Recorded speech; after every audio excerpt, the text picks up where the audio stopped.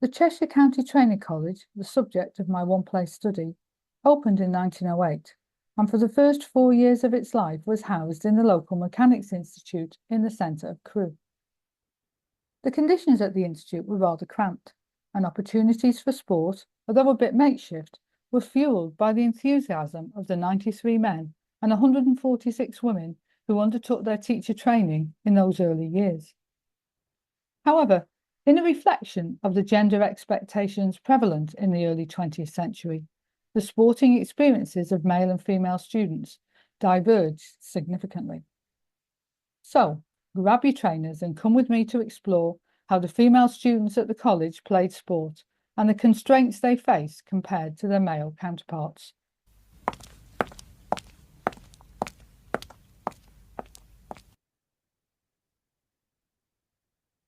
From day one, the men enjoyed greater access to resources and facilities, including playing fields and a dedicated sports infrastructure. In contrast, female students often found themselves with limited time, space, and financial support. This disparity was also evident in the media coverage, both in the local press and the student magazine. Although when female students recalled their college life in later years, they fondly remembered how their struggle for sporting equality generated a camaraderie that resulted in the formation of many teams that perhaps may not have existed without their tenacity. There was no gymnasium at the Mechanics Institute, so the specification room was temporarily fitted with a rope and a set of parallel bars. These facilities were for the men only, who were instructed by ex-Olympian Robert Stenhouse Hanley. The women had to content themselves with activities such as drill and country dancing, and at first had no instructors because it was deemed unnecessary by the Education Committee.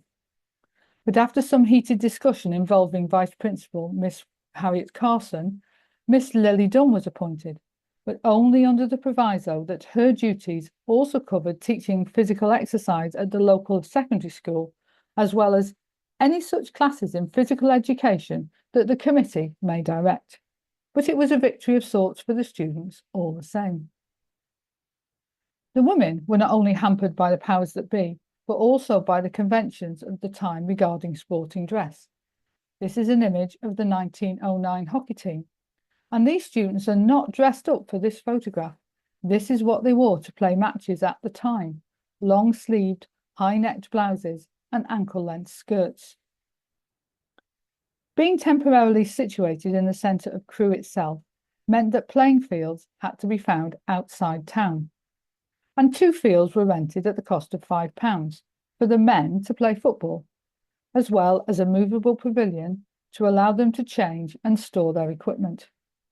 Female students had no such luxury. They had to play hockey on the local council recreation grounds or the football pitches, but only when not required by the men.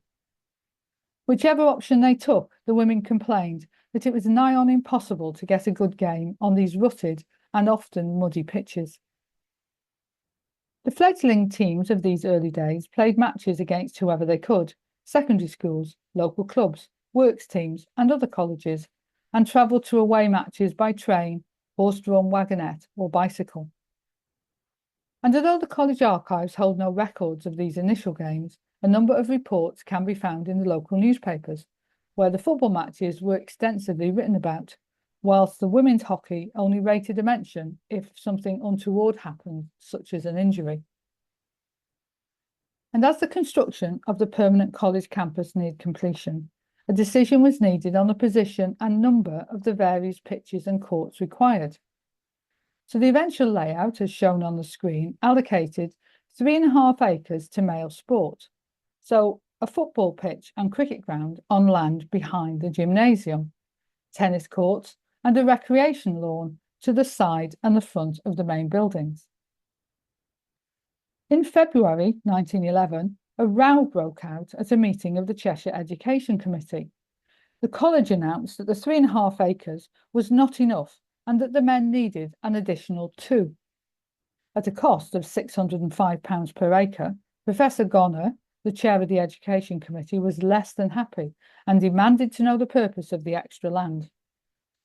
The college said that enough space should be made available for the men to play rugby and football simultaneously. They did not consider it possible to play on just one ground. Laughter filled the committee room as Professor Gonner stated, "I do not know of any public school in the country that provides accommodation for both association and rugby football, so neither should Cheshire." However, he lost the vote and the extra land was purchased. Female students, in comparison, were allowed a measly 1.5 acres, which was to comprise of lawns and ornamental flower gardens in which they could undertake evening strolls and host garden parties for local dignitaries, along with a small-sized hockey pitch and 2 tennis courts. The hopes of the women to have 2 fives courts were dashed early on when the college decided on glass houses for horticultural work instead. At one point, the idea was mooted that perhaps the land proposed for the men's cricket pitch at the rear of the college be reassigned to the female students as a full-sized hockey pitch, but this suggestion was quickly squashed. The drill ground in front of the gymnasium was split in 2, one side for the men and the other for the women, and divided by a 12-foot-high wall, so that the women performing their physical exercises and drill in the sunshine would be safe from male prying eyes.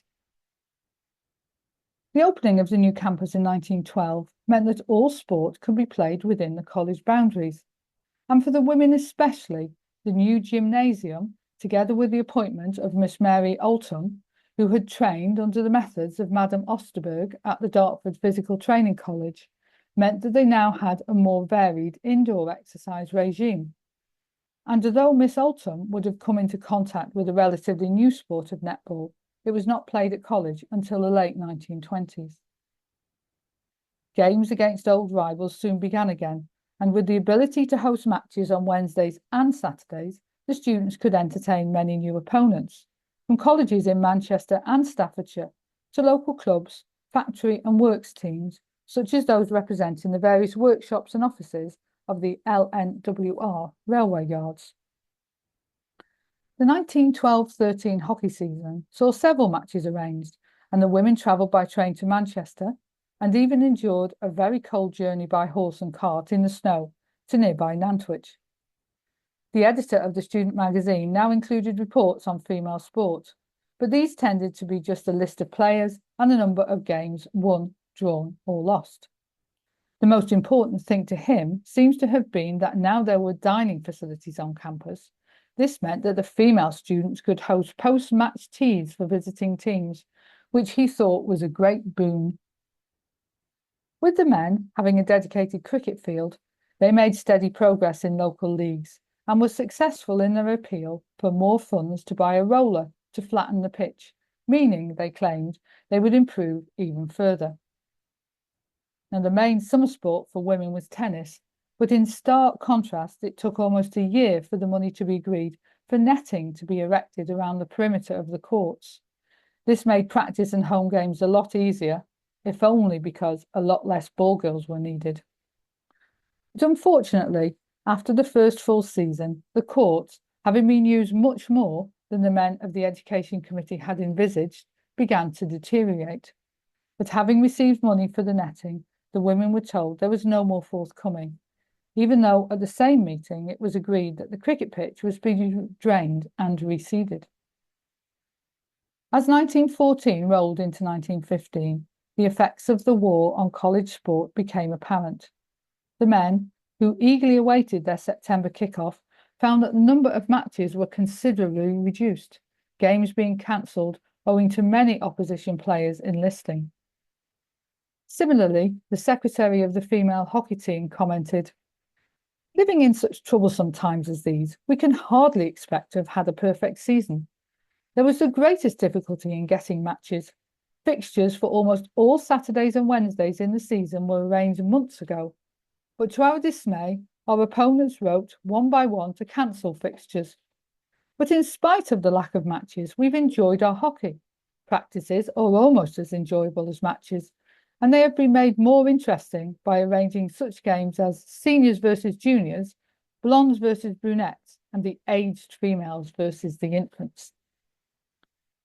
As the war raged, and the demands of the armed services increased, the number of male students declined so drastically that by as early as 1916, male team sport became unviable. The female students, keen to support their male compatriots in the forces, developed a kind of college home front, and they soon found many of their sporting activities replaced by knitting parties, carried out under the auspices of the Red Cross and supervised by Mrs. Delaney, the principal's wife. Some sport, though, did continue, with the spring edition of the 1916 magazine reporting that the women's hockey teams had had an excellent season, but that the sports section was, out of necessity, very small, as there had been no football whatsoever this term. By early 1917, virtually all sport played was by the women. The hockey team were described as having had great success, with both the first and second teams not losing a match. Some very hard games had been played, with many trips to away fixtures being arduously long. A particular journey to Wincham Hall College in Northwich, only 14 miles away, taking almost 3 hours by train, although the students were pleased to all be able to sit in the same carriage, making the trip somewhat enjoyable. Unfortunately, the annual match against the old students had to be cancelled because, due to the great advancement in railway fares, 11 old students could not be prevailed upon to pay us a visit. The student magazine replaced news of male sport by giving a lot of column inches to news of the male students serving abroad, with female students using their recreation time tracing and writing to serving ex-students, encouraging them to share their news. Although the pressure on women was less demanding, there was an expectation that they too should support the war effort in whatever way was most suitable. And at the beginning of 1917, the students were saddened to hear that Miss Oldham had been granted leave to serve full-time in the Women's Army Auxiliary Corps. And to their considerable chagrin, she had still not been replaced by the end of the year. But despite the lack of a qualified instructress, the female students continued with their hockey season, maintaining the standards established by Miss Oldham and winning all 6 matches played. As 1918 drew to a close, the magazine proudly proclaimed that from the 16 men on campus, a team had been formed and that once more gained for college a high reputation within local sport, blithely forgetting the part the women had played in maintaining that reputation during the war years. After the armistice, the return of the male students from the armed forces, the college started to regain its normal appearance. However, there was a hiatus before a full-scale revival of male sport was observed, particularly as some of the men who died on the battlefield were the same men who had distinguished themselves and the college on the sports ground. And as before the war, magazine reports of football matches were more detailed. Even the few games played garnered over 2 pages of copy compared to the single column afforded the women's hockey notes. The 1919 tennis season, although not as successful as hoped, was nonetheless very enjoyable. Only a few competitions were held against outside opponents, with other matches being contests between seniors and juniors, as well as an old students team, and finally a series of male versus female games. So during this short talk then, I hope I've given you an idea of some of the sporting activities and the struggles that were typical for the female students of this era. And it should be noted that they participated in what were regarded as socially acceptable female sport: tennis, hockey, and later swimming and netball, as well as gymnastics, drill, and country dancing. Football, although increasingly played by young working-class women and famously made popular by the munitionette teams during the Great War, would not have been considered appropriate for female students aiming for the middle-class occupation of teaching, and so the women of the Cheshire Training College would never have entertained the prospect of donning football boots.